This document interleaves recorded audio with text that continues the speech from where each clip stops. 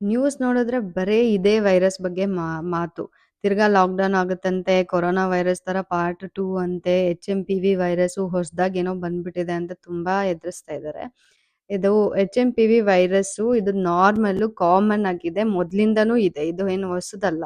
ಇದು flu virus. So ಚಳಿಗಾಲದಲ್ಲಿನೇ usually ಇದು start ಆಗೋದು. ಸೊ ಏನೇನ್ ಆಗುತ್ತೆ ಅಂದ್ರೆ ನಾರ್ಮಲ್ ಆಗಿ ಫ್ಲೂ ಆದಾಗ ಏನಾಗುತ್ತೆ ನೆಗಡಿ, ಕೆಮ್ಮು, ಜ್ವರ, ಮೈಗೆ ನೋವು, ಸ್ವಲ್ಪ ತಲೆಭಾರ ಆಗೋದು ಇದೆಲ್ಲ ಸಿಂಪ್ಟಮ್ಸ್ ಇರುತ್ತೆ.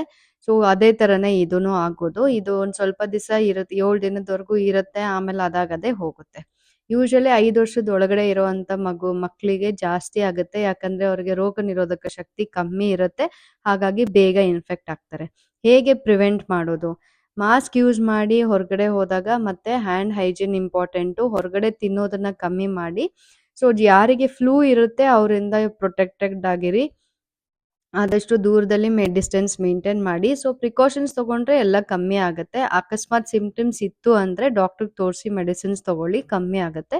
ಸೊ ಹೆದರ್ಕೊಳ್ಳೋ ಅಂತ ಅವಶ್ಯಕತೆ ಇಲ್ಲ. ಅಷ್ಟೊಂದೆಲ್ಲ ಸಿವಿಯರ್ ಆಗಿ ಏನೂ ಆಗೋದಿಲ್ಲ.